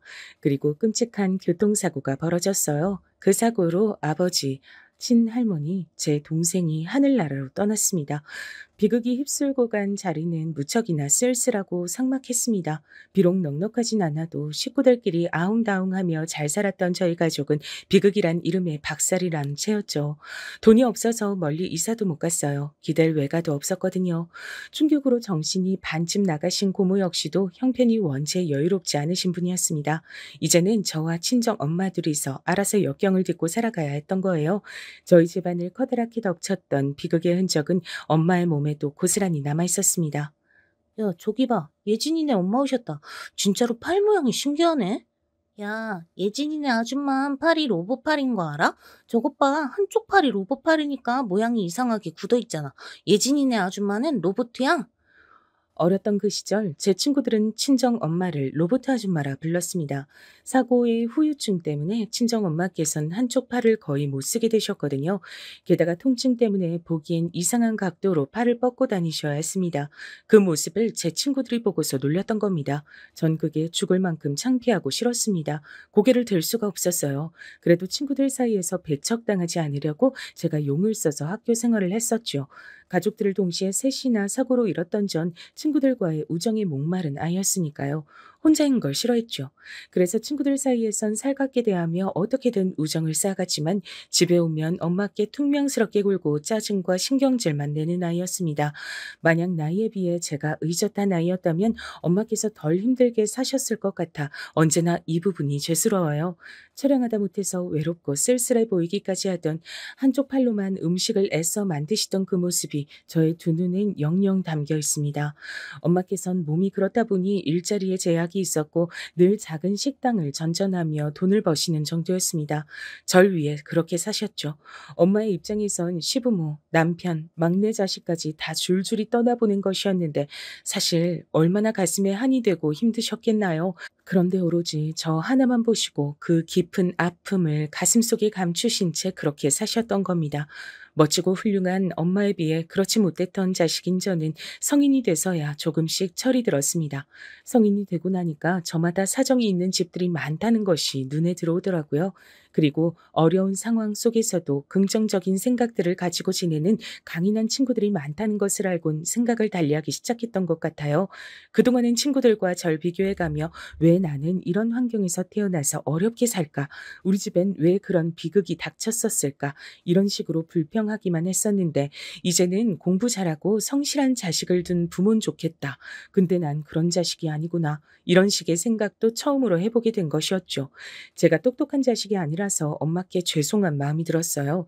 집안 환경이 어떻든 굴하지 않고 자신의 길을 묵묵하게 걸어가는 친구들이 제 눈에 들어왔습니다. 제 스스로 부끄러워졌어요. 이런 게 바로 진정한 부끄러움이란 것도 알았죠. 부끄러운 건 한쪽 팔이 로봇처럼 굳어 불편한 게 아니라 최선을 다하지 않고 자신에게 주어진 것들을 외면하며 사는 것이 부끄러운 것이었습니다. 제가 바로 부끄러운 사람이었던 것이었습니다. 공부 좀 열심히 하고 살걸. 왜 난 이제 와서야 이런 후회를 할까? 저와 같이 고등학교를 나온 친구들 중에 명문대에 진학한 경우도 있었는데 전 기껏 전문대에 와 있었습니다. 전문대라도 분위기가 천차만별이었겠으나 당시에 그곳 재학생들 분위기는 대체로 먹고 마시고 죽자였습니다. 시도 때도 없이 술자를 가졌어요. 사실 전 제가 그런 분위기에 휘말리기 좋은 성격을 타고났다 생각했는데 마음을 다잡고 유혹에 넘어가지 않았던 건 엄마의 존재 덕분이었던 것 같습니다. 제가 성인이 되고 보니 더없이 엄마가 작아 보이더라고요. 제가 중학교에 입학할 때 넉넉한 사이즈로 맞췄던 교복은 성인이 됐을 때 다시 입어보니 팔 길이가 너무 짧아져 있었습니다. 제가 잘한 것이었죠. 자식이 그만큼 자라는 동안 엄만 더욱더 작아지셨고요. 내가 정신 바짝 차리지 않고 살면 나 자신뿐만 아니라 엄마도 이제 끝일지 몰라. 날이 갈수록 체력도 훅 떨어지고 계시잖아. 내가 잘해야지. 일부러 그렇게 다짐을 했던 건 지난날 너무나도 철이 없었던 유년 시절을 반성하는 차원이기도 했어요. 전문대를 다니는 동안 아르바이트도 열심히 하고 자격증도 땄습니다. 드디어 철이 들어 제 인생을 열심히 살 줄 알게 됐는데 내 나이 20대 중반에 엄마께서 암에 걸리셨습니다. 눈앞이 하얘지더라고요. 혹시라도 내가 떠나고 나면 혼자 남겨질 네가 걱정된다. 우리 예진이 외로움 많이 타는데 강한 척, 씩씩한 척을 하도 잘해 그렇지. 누구보다 속이 여린 사람인 거 엄마인 나는 다 아는데 엄마가 건강하지 못해서 미안해. 항상 미안하다. 가장 힘든 사람은 당신 자신일 텐데 제 앞에서 너무나도 미안해하시며 작아지시던 친정 엄마의 모습에 가슴이 미어졌습니다. 막막해 하시던 친정 엄마의 눈앞에 제가 새끼손가락을 내밀었어요. 저도 버틸 테니 친정 엄마도 버텨달라고 우리 서로 버텨보잔 약속이었습니다. 그러자 친정 엄마께선 감동의 눈물을 흘리시며 저와 새끼손가락을 마주 걸고 약속을 해주셨죠. 그때부터 포기란 없었습니다. 저희 모녀가 사활을 걸고 투병 생활에 임하자 한 가지 변화가 일어났어요. 저희 고모 말이에요. 옛날에 그 비극적인 사고 이후 생기를 잃어버리신 채 짓무른 가슴을 안고 쭉 사신 분이었죠. 근데 엄마의 암 선고를 들으시고 제가 또 거기에 매달려 온 생활을 쏟고 있다는 것까지 아시자 변하기 시작했습니다.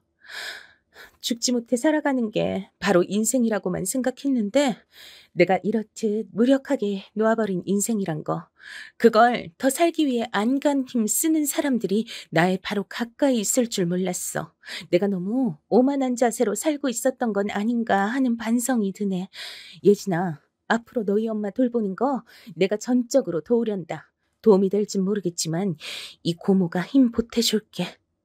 고모, 말씀만으로도 정말 감사해요. 엄마도 무척 힘이 나하실 거예요. 그동안 힘없이 사시는 고모와 교류를 하는 게 서로의 아픈 상처만 되새기고 후벼 파는 것 같아서 저희 모녀는 사실 그러질 못했었죠. 근데 진작 서로의 아픔을 보듬으며 살 걸 그랬다고 후회가 됐어요. 고모가 곁에 계시자 엄마께선 그것만으로도 큰 위로를 얻으셔서 기운을 내셨고 굳센 마음가짐으로 치료에 임하셨습니다. 같은 비극을 공유한 사이였으니 세상에서 서로의 아픔을 가장 잘 알았던 거예요. 저도 고모가 계셔서 너무 감사하는 마음을 가진 나날들을 보낼 수 있었습니다. 의료진은 초기에 어느 정도 각오를 해두시라며 친정엄마의 상태가 많이 좋지 않다는 것을 알려왔었지만 그것이 무색하게도 이듬해에 엄마께서는 다시 건강을 되찾으셨어요. 정말 기적과도 같은 일이었습니다. 엄마께서는 다시 이렇게 드시고 싶은 음식을 드시며 가고 싶으신 곳을 다 가게 된 것이 믿어지지 않는다고 하셨고 죽음의 문턱에서 돌아온 만큼 제가 결혼해서 아이를 낳는 것도 꼭 보고 싶다면서 강조를 하셨죠. 엄마만 그런 말씀을 하셨다면 제가 안 흔들렸을 것 같은데 고모께서도 저에게 너무 늦은 시기까지 기다릴 필요 없이 결혼을 일찍 하는 것도 좋은 것 같다며 적극적으로 권해주셨습니다. 비단 당신께서 제가 결혼하는 모습을 보고 싶으신 것뿐 아니라 제가 가정을 꾸리면 심적으로 안정된 생활을 할 수 있을 거라고 여기셨기 때문입니다. 저는 엄마의 암 선고 앞에서 무너져 내렸을 때 저의 곁을 떠나긴커녕 오히려 그때 저에게 다가와준 남자와의 결혼을 결심하게 됐죠. 힘든 순간에 저에게 다가와준 남자라면 믿고 평생을 함께할 수 있다고 생각이 들었거든요. 외모라든지 능력이라든지 그런 건 전혀 안 따지고 결혼을 바라봤던 것 같아요. 제 주제에 언감생심, 상대방의 조건을 따지고 싶지도 않았고요. 전 일찍 어린 나이에 친정아버지를 떠나보냈기 때문에 그런 것에 대한 아쉬움이나 갈증이 강해서 가정적이고 착한 성격인 게 제일 중요했습니다. 남편하고 서로 결혼에 대한 생각도 통했고 다 괜찮고 좋았는데 문제는 시댁에 있었던 것 같아요. 제가 남편과 연애를 한다는 걸 시댁 측에서도 알고 있었습니다. 그리고 시댁에서 안다는 그 사실을 또 저도 인지를 하고 있었고요. 하지만 서로의 존재를 알고 있으면서도 교류가 딱히 없었는데요. 결혼을 한다고 하면서부터 말이 나오기 시작했던 겁니다. 시어머니의 저를 향한 당시 말씀이 잊혀질 수 없는 질문이었죠. 네가 뭔데 우리 광철이하고 결혼한다 그러니? 대관절 네가 뭐길래? 그렇게 물어보시니까 제가 뭐라고 답을 해드려야 할지 모르겠더라고요. 전 그냥 사람이고 평범한 여자이고 남편과 결혼하기로 한 상대였을 뿐인데 그건 왜 시어머니께 절 소개해야 할 말이 뭐가 있는지 생각이 안 났습니다. 그래서 제가 꿀먹은 벙어리가 되어 있었더니 시어머니께서 이렇게 말씀을 하셨더랬죠. 그래. 이대로 계속 얌전히 아무 말도 않고 우리 광철이 곁에서 사라져 주면 돼. 설마 결혼을 이렇듯 대놓고 반대하실 줄은 몰랐습니다. 너무 당황스러워서 어떻게 할 줄을 몰랐어요. 근데 남편은 그런 상황에서도 나만 믿어라고 하고 있었습니다. 시어머니께서 절 마음에 안 들어 하시고 시아버지께서도 시큰둥한 태도를 보이시는데 남편이 그런다고 해서 제 마음이 안심될 리가 없었어요. 그래서 제가 고민을 하다가 다시 시어머니를 따로 찾아뵙고 진솔한 대화를 청해봤습니다. 대체 저의 어디가 그렇게 마음에 안 드시는지 앞으로 그럼 제가 어떻게 개선을 해나가야 해나가야 될지 이런 걸 여쭙고 싶었어요. 사귀기만 할 거라 생각했고, 설마 너 같은 조건의 여자하고 우리 광철이가 결혼까지 한다고 할 줄은 꿈에도 몰랐기 때문에 내가 그냥 내버려 뒀던 거다. 결혼은 말도 안 되지. 팔 아픈 무친하고 둘이서만 쭉 살았다지? 근데 무친이 암 걸려서 내내 그거 치료한다고 병원 생활이다 뭐다 그러면서 돈도 엄청나게 썼다면서 넌 그냥 집안도 꽝이고 재산도 꽝이고 여튼간에 그냥 다 꽝이잖아 꽝. 그런데 조금의 여지도 없이 저에게 꽝 판정을 내리셨습니다. 제가 자포자기가 되더라고요. 그럼 저는 안 되는 건가요? 저는 뭘 어떻게 해도 어머님, 아버님 마음엔 들 수가 없는 거네요. 아유, 우리를 너무 비정하다 생각하지 말아라. 너도 이 다음에 자식 낳고 키워보면 우리 마음 다 이해하게 될 거야. 그때 갑자기 남편하고 결혼하겠다는 열망이 저도 식었던 것 같아요. 그래서 알았습니다. 대답하고 옷을 챙겼습니다. 그러자 시어머니께서 제가 너무 쉽게 단념한다고 생각하셨던 건지 되게 당황하신 눈치로 절 쳐다보셨던 기억이 나네요. 전 남편에게 우린 여기까지인 것 같다고 말을 했는데 희한한 건 남편은 여전히 천하태평이었단 사실이에요. 도대체 이 남자가 뭘 믿고 저한테 이러나 싶었는데 다 이유가 있었더라고요. 남편에겐 누나가 한 명 있었습니다. 저의 시누이인데 이때 결혼 생활 중이었거든요. 남편은 자기 누나가 곧 이혼할 것 같다고 털어놨습니다. 누나가 이혼할 낌새인 거.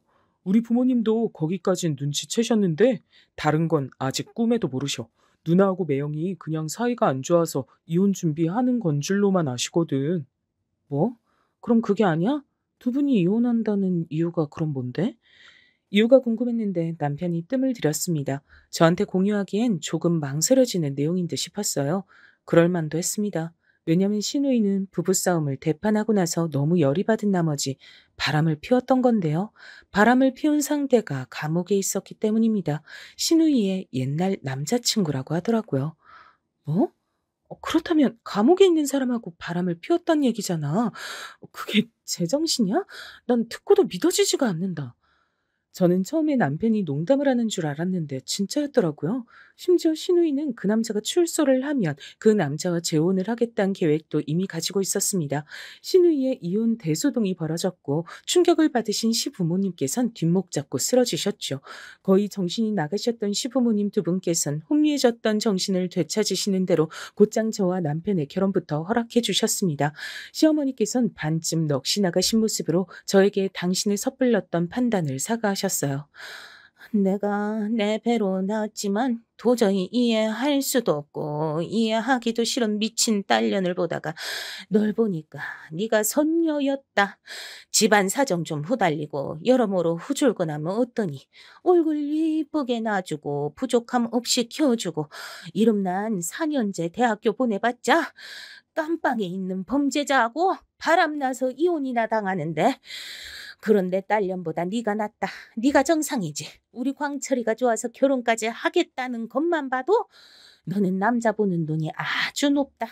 내가 아들 잘 키워놓은 건 또 어떻게 알아가지고 눈치 좋게 괜찮은 남자 채가려고 하니. 그래, 너 정도면 그냥 내가 별 욕심 없이 며느리로 맞아도 나쁘지 않아.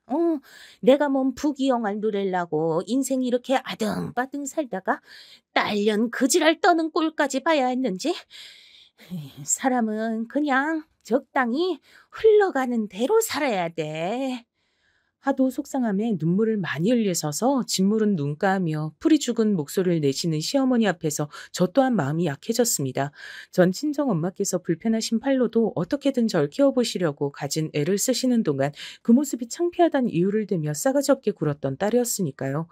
어릴 적이었다고 하지만 엄마께 너무나도 죄송한 행동들을 범했기에 그때만 생각하면 입이 10개여도 할 말이 없었습니다. 근데 시누이가 그런 엄청난 사고를 치고 마니까 제 모습이 겹쳐졌죠. 자식 문제로 소가를 크게 하시는 시어머니의 모습을 보며 제 엄마가 겹쳐 보였던 거예요. 그래서 저도 눈물을 흘리며 시어머니의 손을 맞잡았습니다. 그 순간의 마음 같아선 제가 시누이의 목까지 대신해서 시부모님께 효도를 다하고 싶은 심정이었네요. 진심으로 그랬어요. 제 시누이가 그런 엄청난 불륜 사건으로 이혼을 당하고 난리를 친 인물이란 사실은 엄마와 고모를 비롯한 모든 다른 사람들에겐 비밀이었습니다. 그랬다간 걱정만 살 것 같았어요. 그래서 알리지 않고 조용히 결혼을 했었죠.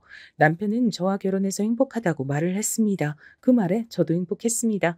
근데 결혼을 하고 나니까 남편의 그 말엔 저희가 숨겨져 있더라고요.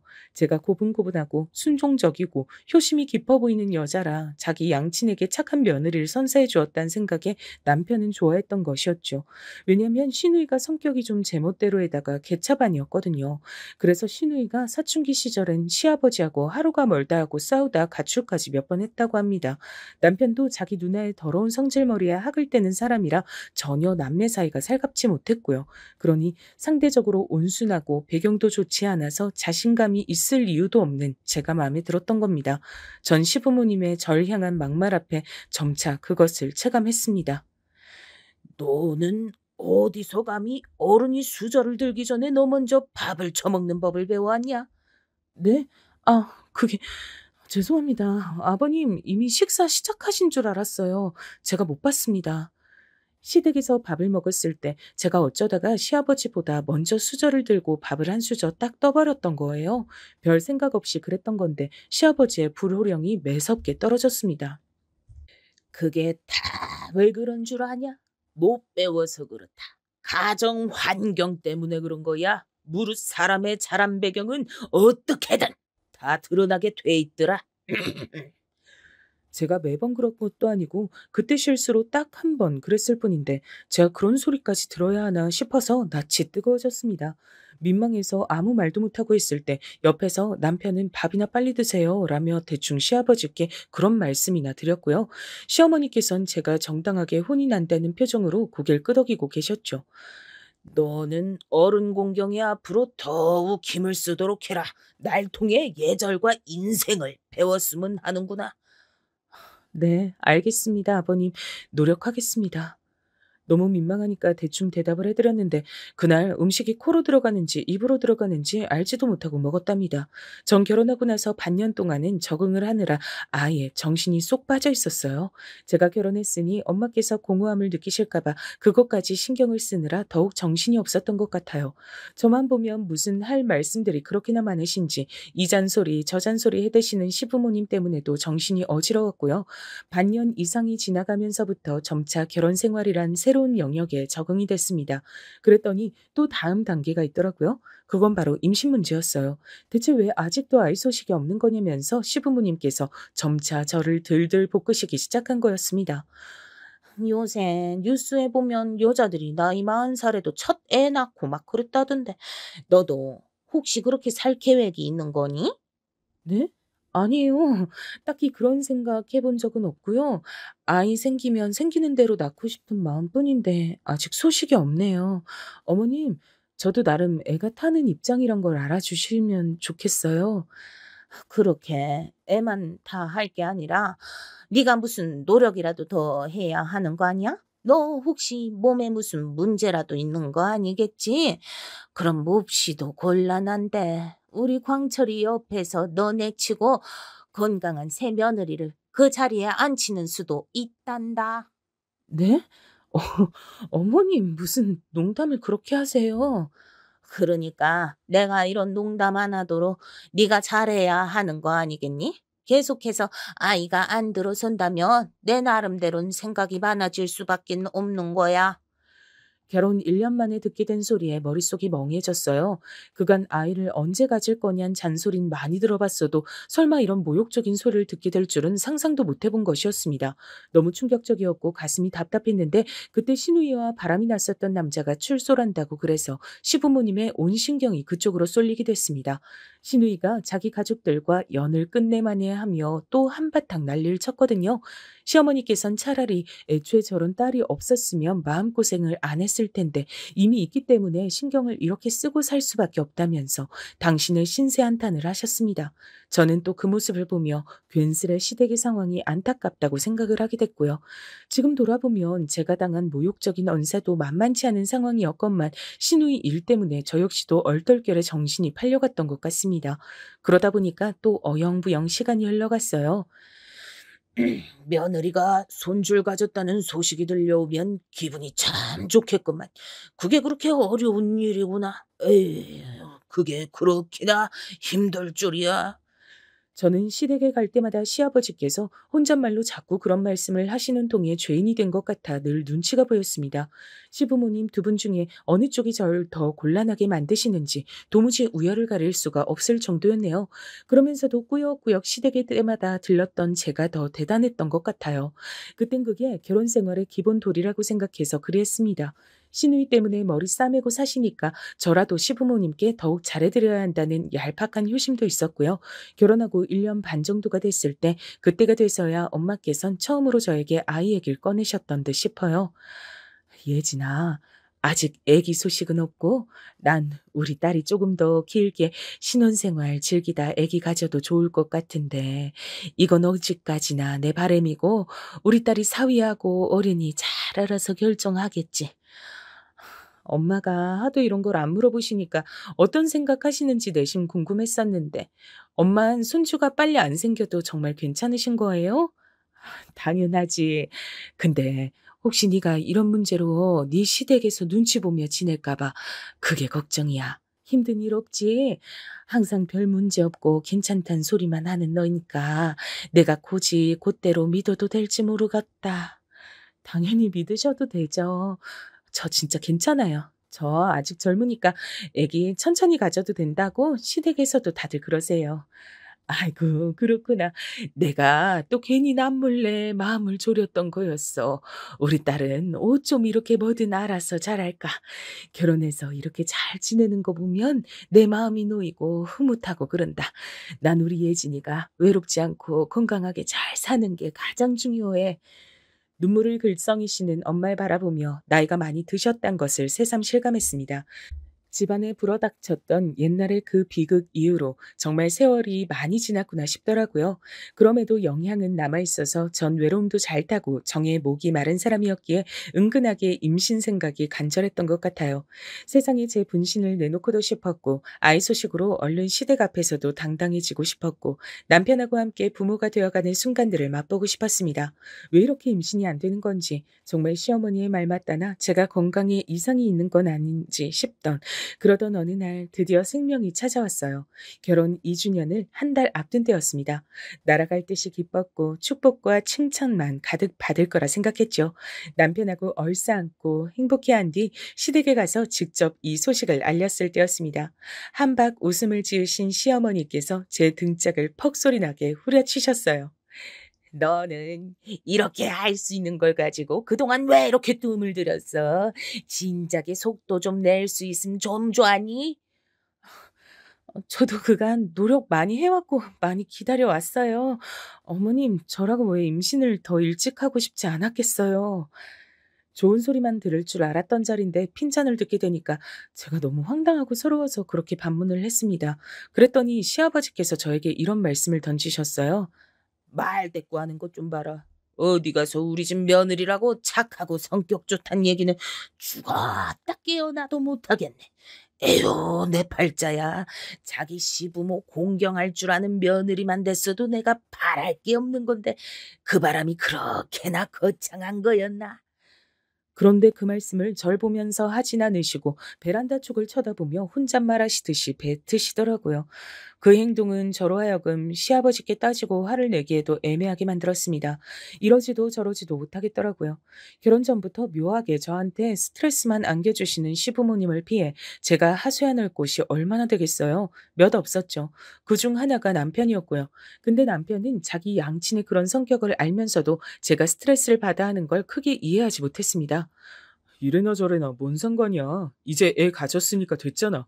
애 언제 가질 거냔 소리도 쏙 들어갔고 이제 애만 잘 낳으면 될 일인데 기뻐해야 할 순간에 인상이나 쓰고 있다니 뱃속에 우리 애가 슬퍼하겠다. 그런 문제가 아니잖아. 내가 근본적으로 아버님하고 어머님 때문에 매번 머리가 아프다니까. 근데 내가 진짜 대놓고 따질 수도 없고 이럴 땐 당신이 중간에서 역할을 좀 잘해주면 안 돼? 우리 부모님한테 따질 생각을 설마 진짜로 했단 건 아니지? 그건 아니었길 바래. 그랬다면 진짜 실망이야. 우리 부모님이 당신을 얼마나 참하고 고운 며느리로 보시는데 당신이 우리 부모님의 마음을 오해해서 이러는 거야. 전 그 말이 별로 달갑지가 않았어요. 참하고 고운 며느리. 그게 정말 제가 되고 싶은 존재인 건지. 그 생각을 하니까 기분이 가라앉았습니다. 하지만 임신을 하고 나면 기분이 오락가락하는 게 정상이란 고모의 말씀을 듣고 제 자신을 열심히 달랬죠. 임신 때문에 제가 정상이 아닌 거라고 그런 생각까지 해가며 평화로운 일상을 지키는 것에 애를 썼습니다. 출산을 하고 나면 상황이 또 바뀔 것이고 그건 긍정적인 변화일 거라고 믿었어요. 어떻게든 좋게 상황이 흘러갈 거라고 당시에 저는 그렇게 여기고만 싶었나 봐요. 아기의 성별을 병원에서 늦게 확인이 가능했던지라 마음이 무척 초조했었는데 아들이었습니다. 엄마께선 손자든 손녀든 상관없이 너무 행복하다고 해주셨고요. 반면에 성별이 밝혀지자 시부모님께선 축제의 현장이었죠. 전 시아버지의 발언을 듣고 즉시 어이가 없어졌습니다. 조금 부족한 며느리를 들여서 내가 여태까지 아무한테도 티는 안 내고 말도 해본 적이 없지만 솔직히 기분이 항상 좋지만은 않았는데 한 방에 아들을 임신했다고 들으니까 우리 며느리가 아주 능력이 뛰어난 인물이었다는 생각이 든다. 한 번도 티를 안 내셨다니 그게 무슨 소린가 싶었네요. 그건 있는 티 없는 티를 다 내고 지내셨던 분이셨으니까요. 시어머니께서는 시누이 때문에 속상했던 것들이 다 제 덕분에 날아갔다고 해주셨습니다. 절 축하해 세워주시는 건 좋았지만 약간 부담스럽긴 했었어요. 그 이후로 자꾸 저를 보실 때마다 뱃속의 아이에게 말을 거셨거든요. 우리 손자가 할미를 알아보고 뱃속에서 콩콩 움직였죠요. 그랬죠요. 아구고 귀여워라. 엄마보다 할미가 좋은가 봐. 얼른 세상에 나와서 할미 품에 안겨보고 싶다고. 우리 손자라 벌써부터 그 안에서 노래 부르는 것만 같다. 근데 그 내용이 저 듣기에 썩 좋지만은 않았거든요. 남몰래 주먹을 몰래 주며 표정 관리를 하는 나날이 이어졌습니다. 가끔 남편에게 저의 이런 불만을 털어놓기도 했었는데 그럴 때마다 임신해서 예민한 거다 이런 소리만 들었었네요. 그러다 인고의 기간이 지나 제가 출산을 하게 됐어요. 근데 시어머니께서 너무나 당연한 걸 말씀하시는 표정으로 직접 산후조리를 해주겠다고 하시는 겁니다. 아니에요, 어머님. 말씀은 감사하지만 그럼 제가 편하지만은 않아서 제대로 쉴 수가 없을 것 같아요. 그럼 넌 내가 불편하단 거니? 나 좀 섭섭하구나. 딸년 하나 있는 거 그렇게 됐는데 너마저 나한테 이러면 나 영영 갓 태어난 내 손주 직접 못 돌보고 지내겠네. 내가 직접 너 봐주면서 산후조리 정성껏 해주려고 계획도 다 짜놨고 나름대로 만반의 준비 다 해놨는데 너무 당황스럽고 허무하다. 너 그렇게 안 봤는데 아주 무정한 구석이 있어? 그런 게 아니라요, 어머님. 요새는 조리원 너무 잘 돼 있다고 하잖아요. 저도 조리원에서 몸을 좀 풀고 싶어서 그래요. 조리원에서 백날 첫날 있을 거야? 아니잖아. 어쨌거나 거기서 나오게 되어 있어. 그때 내가 봐주면 되겠네. 그리고 웬만하면 조리원 그런 데서 오래 있을 생각 안 했으면 좋겠다. 그런 데는 죄다 돈 뜯어가려고 환장한 장사 속일 뿐이야. 너 설마 그런 쓸데없는 데 사치할 생각 아니지? 우리 개념 넘치는 며느리님께서 그런 잘못을 범하진 않길 바란다. 갑자기 개념 넘치는 이란 소리를 들으니까 정신이 혼미해졌어요. 사실 남편하고도 조리원 얘기 가지고 살짝 말다툼을 하기도 했었기 때문에 저도 조리원 가는 게 아주 내키진 않는 상황이었죠. 그렇다고 해서 시어머니께 산후조를 받는 것은 상상만 해도 불편했습니다. 그래서 저는 친정엄마께 도움을 받겠다고 말씀을 드렸어요. 딸된 입장에서 출산 후에 엄마를 찾는 건 당연하고 자연스러운 일이잖아요. 그러나 어머니께선 제 말을 듣자마자 기함을 하셨습니다. 몸도 성취하는 분한테 너무 그런 힘든 일을 맡기려 그러니 사돈께서 딸 챙기랴 손주 돌보랴 그러시다 남은 한쪽 팔마저 편찮아지시면 어떡해. 무리를 하신 바람에 다시 암이라도 걸리면 산후조리 같은 큰일은 나처럼 건강한 사람한테 맡기는 거야. 그렇게 말씀하시는데 차마 그럼에도 엄마께 산후조를 받겠다는 말이 안 나왔습니다. 그럼 제가 불효자식이 될 것만 같았어요. 그래서 별 수 없이 시어머니께 산후조를 받는 것으로 했죠. 엄마께선 제가 불편할까봐 걱정하시는 마음 반, 제가 시댁에서 그만큼 사랑받고 지낸다며 흐뭇해하시는 마음 반이신 것 같았습니다. 아기는 무사히 낳아 제품에 안을 수 있었습니다. 출산 당시에 끔찍한 고통도 태어난 아기를 보자마자 스르르 사라지더라고요. 너무나도 행복했고 기뻤습니다. 감격으로 엄마의 모습을 보며 저도 울었죠. 하지만 그 감동은 얼마 가지 않았어요. 기대와 걱정을 하는 제 시어머니의 극성맞은 최근에 이끌려 제가 시댁에서 당분간 지내며 산후조를 받게 됐죠. 며느리를 살뜰히 챙기며 손자를 직접 돌보시겠다던 시어머니의 포부, 그것이 제대로 지켜지지 않는다는 걸 전 단 이틀 만에 깨달았답니다. 어휴, 왜 이렇게 빨래할 게 많아? 그것도 손빨래가 아니면 안 되는 것들이네. 손목 아파 죽겠는데. 아이고, 삭신이야. 저에게 눈치를 주시더라고요. 제가 어떻게든 움직여서 직접 해결을 하길 바라셨어요. 울고 보채는 아기를 달래는 것도 거의 제 몫이었고요. 전 잠을 1시간 이상 제대로 잘 수가 없었습니다. 그런 상황에서 절 또 당황시키고 힘들게 하는 일이 발생하더라고요. 그건 바로 제가 아기에게 모유를 먹일 때 벌어지는 일이었어요. 시아버지께서 방문을 벌컥 여시고 들어온 겁니다. 아버님, 이렇게 막 들어오시면 어떡해요? 그럼 내가 내 손주 보려고 막 들어오지 기어서 들어오랴? 그게 아니라 제가 지금 이런 상태에서 아버님 보기 민망해서 그래요. 노크라도 해주셨으면 합니다. 내 손주 녀석이 잘 먹는 모습이 기특해서 그런 것인데 넌 참 유난을 떠는구나. 예의 범절은 어디로 팔아치웠는지 뭐. 너무 화가 나서 얼굴에 열이 올랐습니다. 그렇지만 민망함을 수습하는 게 더 급선무라 일단은 참았어요. 그리고 다시는 설마 모유 수유를 하던 도중에 이런 일을 겪진 않겠지 싶었습니다. 방문 단속도 잘했고요. 근데 며칠 뒤 아기한테 모유를 줄 때가 돼서 제가 거실에서 방으로 들어가자마자 별 생각 없이 보채는 아기에게 모유를 줬던 겁니다. 그리고 방문이 벌컥 열렸습니다. 귀여운 내 손주 맘마 먹냐? 아버님, 제발 노크 좀 해달라고 말씀드렸잖아요. 어디서 소리를 질러? 버릇없이 이게 뭐 하는 짓이야? 너는 어른 공경도 할 줄 몰라? 그게 아니라 지킬 건 지켜주셔야죠. 뭘 지켜야 하는데? 아주 별 유난 지랄을 다 떨고 자빠졌네. 가리지 마라. 나에 대한 반항으로 간주할 테니까. 가리지 말란 소리를 듣자마자 심장이 미친 듯이 뛰기 시작했어요. 너무 화가 나서 그랬습니다. 제가 시아버지와 대치를 하고 있던 상황에서 시어머니께서 오셨고 저에게 네가 이해해라. 사실상 시아버지를 두둔하셨어요. 머리가 어지러웠습니다. 제가 왜 이런 모욕을 겪어야 하나 싶었어요. 그때 아기 소식이 궁금하셨던 고모에게서 연락이 왔고 감정적으로 격해져 있던 전 지내는 게 너무 힘들단 말을 꺼냈습니다. 결혼하고 나서 힘들다고 티를 내본 건 처음이었죠. 근데 고모께서 단박에 눈치를 다 채신 것인지 이렇게 말씀을 해주셨어요. 예진아, 고모가 널 정말로 아끼고 사랑하는 거 알지? 네 엄만 당연히 말할 것도 없지. 넌 이렇듯 사랑받고 사는 소중한 존재니까 절대 어디 가서 함부로 취급당하는 거 당연하게 생각하면 안 돼. 네 자신 아껴야 되는 거야. 그리고 우린 예전에 그런 비극적인 사고를 집안에 겪어봐서 잘 알잖니. 사람 인생 한순간에 어찌 될지 모른다. 나 자신 위해서 목소리 내고 사는 하루하루가 그래서 너무나도 소중한 거야. 그렇게 살아야 돼. 갑자기 정신이 확 들었어요. 그동안 참고 산 게 아까워서라도 계속 참아야 한다는 생각이 있었는데 그게 다 날아갔습니다. 하늘에서 저를 지켜보고 계실 조부모님, 친정 아버지 그리고 제 동생까지 제가 수모를 당하며 살길 결코 원하지 않을 거란 확실히 들었죠. 전 당장 남편에게 연락해서 시댁에서 나갈 거고 집으로 돌아갈 거니까 제가 미처 못 챙긴 짐들은 당신이 퇴근 후에 챙겨서 집으로 오라 그랬습니다. 당황한 남편의 목소리 마저 듣지도 않고 끊었어요. 그리고 짐을 챙기기 시작하자 시부모님께서 뭐 하는 짓이냐며 절 혼내셨습니다. 너 설마 네 시애비가 좀 그랬다고 해서 삐진 거니? 그래서 승질 부리는 거야? 내가 누누이 강조했지만 결국엔 못 배우고 자란 게 이런 식으로 티가 나게 돼 있어. 이번 기회에 단단히 일러둬야겠구나. 예의 똑바로 차려라.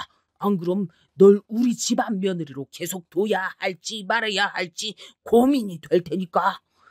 제 마음가짐이 달라지기 전이었담. 분명 그 말씀을 듣고 주눅이 들었을 거예요. 하지만 이젠 우스울 따름이었습니다. 저는 이혼을 할지 말지 그 고민하고 있었는데요. 덕분에 결심이 서네요. 이혼하겠습니다. 더 이상 두 분 며느리 안 할게요. 저처럼 못 배워먹고 부족한 며느리 때문에 머리 안 싸매셔도 됩니다. 너 미쳤니? 어디서 이런 되도 않는 앙탈을 부려? 앙탈은 어머니께서 부리고 계신 것 같은데요. 잘못 키운 딸년 때문에 힘들다고 징징징 허구한 날 앙탈 부리시는 건 어머님이잖아요. 뭐라고? 지금 말 다 했어? 아니요, 아직 다 안 했어요. 어머님이 딸년 때문에 그토록 속상해하셨던 건 남한테 쪽팔려서 그러신 거죠? 어디 가서 딸이 이혼당했다느니 범죄자하고 바람이 났다느니 그런 거 절대 들키기 싫으시니까요. 그래서 지인들한테 딸이 이혼했다고 말도 안 하시고 멀쩡한 사위가 있는 것처럼 속이고 계시는 거죠? 근데요, 가까운 사람들한텐 속사정도 나누고 살아야 하는 거 아닐까요? 그래서 제가 한번 어머님 주변 분들에게 집안 소식 좀 세세하게 전달을 해드리려고 합니다. 그러자 시어머니께서 거의 발작이 온 사람처럼 부들부들 떨더니 다리에 힘이 풀려 주저앉으셨어요. 숨이 잘 안 쉬어진다고 심장 쪽을 막 부여잡으셨고 옆에서 시아버지께선 난리를 치셨습니다. 네가 본색을 드러내는구나. 보잘것없는 집안일 때부터 내가 마음에 안 들었거늘 이렇게나 수준 낮은 모습을 보여? 왜 자기소개를 하세요? 수준이 낮은 건 본인이시잖아요. 언행도 한없이 가벼우시고요.